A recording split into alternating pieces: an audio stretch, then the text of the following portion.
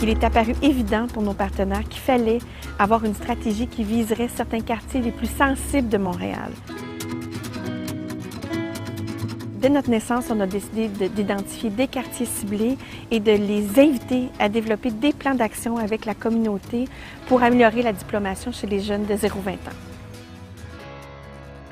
On cherche bien entendu à identifier des quartiers où le nombre de jeunes vulnérables est très important, où la diplomation elle est à risque. Donc on fait un premier tour d'horizon. Tout ça nous a permis d'identifier 9 premiers quartiers. Je dis bien 9 premiers quartiers parce qu'on sait très bien qu'on n'a pas encore fait le tour de la question à Montréal et puis que les besoins sont bien plus grands que ça.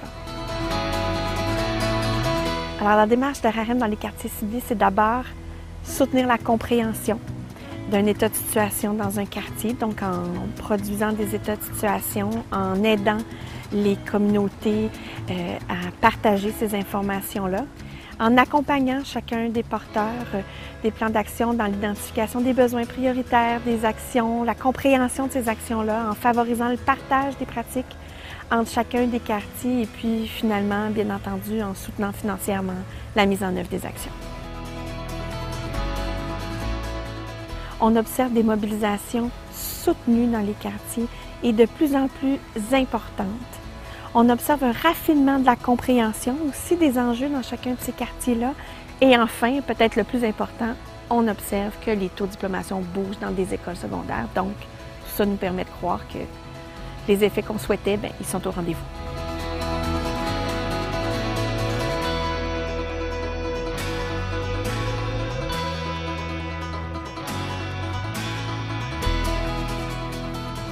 Il faut mentionner qu'il existe déjà depuis plusieurs années un centre communautaire d'apprentissage qu'on appelle chez nous les Community Learning Center, appelé CLC. Donc, on avait déjà des partenaires existants. Avec l'arrivée de RRM dans l'initiative qui existait déjà à James Lane, ça nous permet d'élargir nos horizons. Dans une école, on a plusieurs facteurs. On regarde soit via la réussite des élèves, le plan de réussite, la convention de gestion. Mais le plan RRM nous permet de cibler des facteurs déterminants qui sont hors du cadre scolaire, mais qui visent la réussite des élèves et la persévérance scolaire. La démarche de Réseau Réussite Montréal dans le quartier, elle est un petit peu particulière parce que le projet du quartier, qui s'appelle le Campus Centre-Sud, dont le leitmotiv c'est « J'habite, je vis et j'étudie sur le campus », c'était déjà en place avant que Réseau Réussite Montréal nous demande de collaborer avec eux. Alors, Réseau Réussite Montréal, ça nous a permis notamment de sortir du quartier du Centre-Sud. C'est-à-dire que ça nous a obligés à regarder ce qui se faisait ailleurs, mais pas regarder ce qui se faisait ailleurs et aussi informer les autres commissions scolaires de ce que nous faisions. Ça nous a obligés à regarder à l'interne pour pouvoir mieux être perçus à l'externe du projet. Ça nous a donc amené à faire un plan d'action qui permettait d'avoir une vision, je dirais, plus systémique, plus globale, d'être plus fin dans notre analyse pour que ça puisse être vu de l'extérieur et analysé aussi de l'extérieur.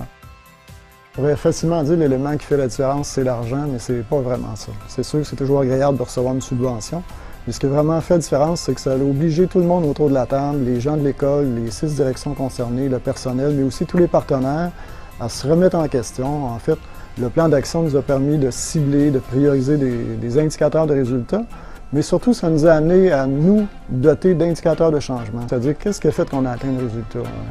Les indicateurs de changement, pour nous, sont liés au personnel qui sont aux enfants, aux parents et aux différents partenaires de la communauté. Donc, qu'est-ce que tout le monde a fait ensemble pour arriver à ce résultat-là? Et je pense que le Réseau Réussite Montréal nous a aidé à vraiment objectiver ce qu'on faisait, puis à être fiers de ce qu'on fait, puis de pouvoir aller plus loin. La démarche Réseau Réussite Montréal dans le quartier Montréal-Nord représente un levier pour apporter tout l'accent qui doit être mis sur les enjeux de la persévérance scolaire. Un élément très marquant dans la démarche Réseau Réussite Montréal sera sûrement la planification globale, toute la démarche de planification que nous faisons en lien avec l'analyse de situation, les enjeux priorisés dans le secteur, les moyens mis en place, les ressources accessibles. Donc, une ressource importante là, de référence, ressource importante financière, ressources importantes d'organismes qui nous amènent des façons de faire différentes, des façons de voir les choses différemment, tout en favorisant une plus grande mobilisation beaucoup plus large.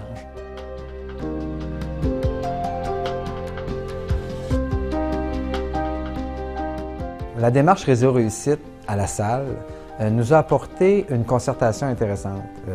Les écoles, j'ai 10 écoles primaires, une école secondaire à la salle, et chacun travaillait en îlot avec plus ou moins de partenaires. La démarche Réseau Réussite Montréal a permis d'organiser un processus à partir d'un forum. Dans le forum, j'avais invité les décideurs, les directions d'école bien entendu, des élèves, des parents, des gens des organismes communautaires. Qu'est-ce qu'on a besoin à la salle? Nommez-moi des activités, nommez-moi des moyens que vous voyez, des organismes que vous connaissez qui ont déjà des projets intéressants. Si on prend un élément qui a fait la différence dans Réseau Réussite Montréal, je crois que c'est le processus de concertation qu'on doit faire afin de faire notre plan. Moi, je pense que c'était un élément déclencheur qui a fait que nos projets sont en action et fonctionnent.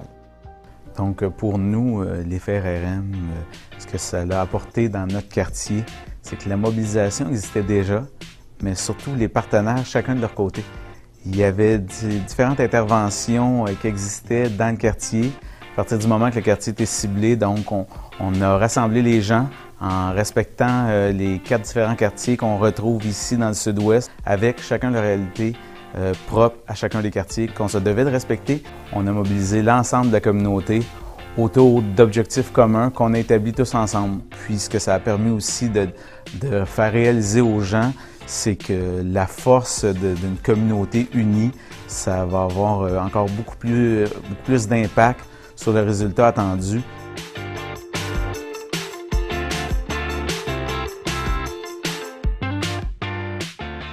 Ça nous a permis de regarder l'état de situation de la salle. Nous, comme commission scolaire, on a une certaine analyse.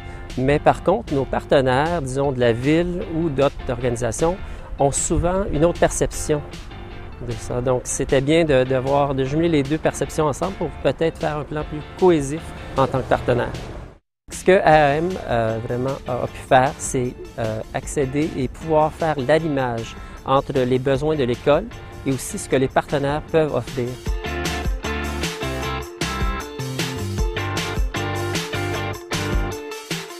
ARM nous donne l'opportunité de travailler avec des différents partenaires de la communauté de Montréal pour construire des programmes uniques pour nos élèves. ARM nous donne l'opportunité de faire des liens avec les réseaux communautaires.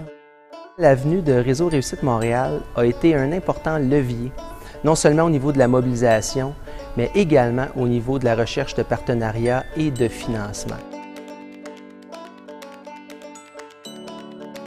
Chacun des partenaires amène à la table du financement parallèle qui fait en sorte que d'un montant X, bien, on va jusqu'à le quadrupler dans la mise sur pied de nos initiatives et ce n'est pas rien. Une retombée directe de ce partenariat-là, de ces rencontres-là, a été, oui, à l'école de présenter son bulletin à la communauté et de convenir des éléments de vulnérabilité, mais la communauté a également tenu à présenter à l'école, donc à la commission scolaire, ces différents enjeux et puis de part et d'autre, on a compris que c'était impossible de réussir nos missions respectives sans l'apport de l'un et de l'autre.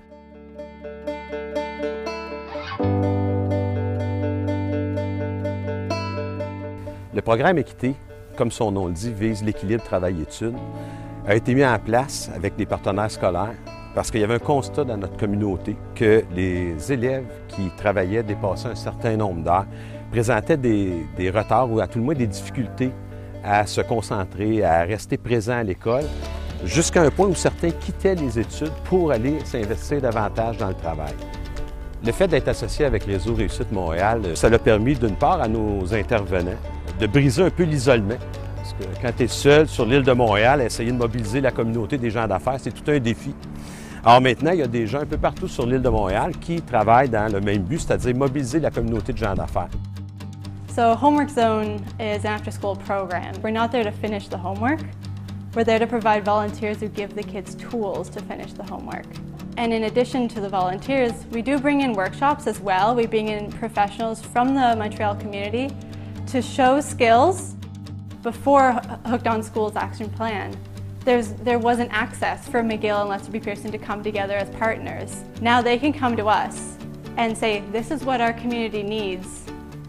What can you provide? And together we can build something Because of that system, we sat down together and built the program to be what it is, not just tutoring, but mentoring and skill development.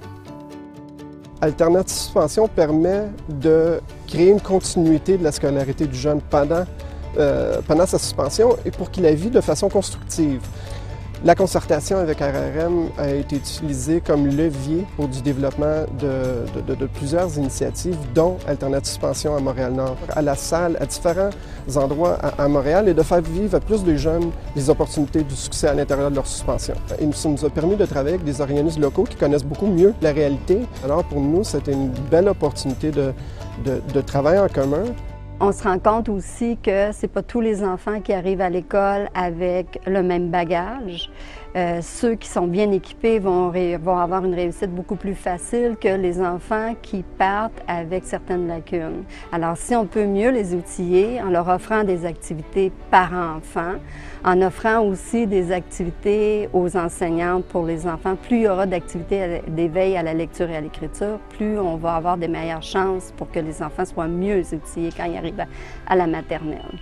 Si j'avais à parler d'un élément que Réseau Réussite Montréal nous a permis de faire, c'est d'avoir un échantillonnage autant d'ouverture des différents intervenants, comme par exemple, je vous donne un exemple, d'animer un livre d'histoire dans la piscine avec les parents et des enfants de 0-2 ans. Une activité qui a été tellement aimée des parents qu'ils en redemandent. C'est primordial d'établir des liens avec la famille, la communauté et l'école. Premièrement, la lutte au décrochage scolaire, c'est l'affaire de tous. C'est pas qu'un seul secteur, c'est pas l'école, c'est pas juste la famille, c'est pas juste la communauté, ça englobe tout. RRM nous offre la possibilité de graviter autour des organismes communautaires du quartier pour pouvoir amener les services à l'école ou amener les élèves ou les parents vers les services.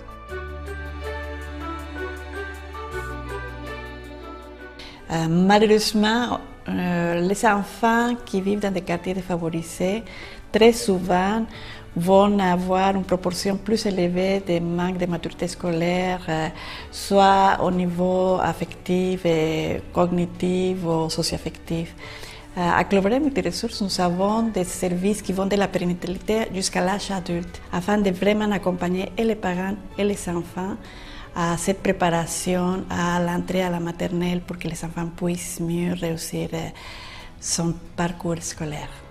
La démarche de Réseau Réussite Montréal a permis l'arrimage entre les différents acteurs pour avoir surtout une vision commune dans une optique aussi de continuum de services afin de mieux préparer et les enfants et les parents. Donc, le sentiment d'appartenance, c'est se sentir soutenu, encadré, engagé, mais surtout confortable. Et donc, Fusion Jeunesse mobilise les universités pour créer des partenariats innovateurs avec des écoles ciblées. Et donc, on embauche des étudiants universitaires dans plusieurs domaines pour implanter des activités en robotique, en musique, en entrepreneuriat.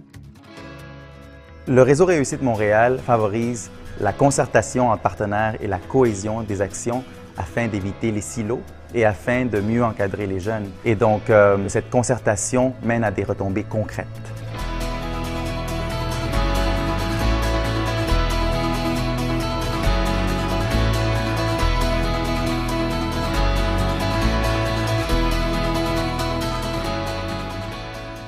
Alors, la démarche de Réseau Réussite Montréal ne serait possible sans, bien entendu, nos bailleurs de fonds, les gens qui ont cru en cette stratégie, le ministère de l'Éducation, Réunir, Réussir, mais bien entendu sans la fougue et le leadership de nos porteurs, de nos maîtres d'œuvre dans chacune des commissions scolaires, l'engagement et la mobilisation de centaines d'acteurs dans chacun des quartiers ciblés de Réseau Réussite Montréal, et bien sûr, au jour le jour, l'action quotidienne des acteurs sur le terrain qui portent chacune des actions contenues dans chacun de ces plans d'action.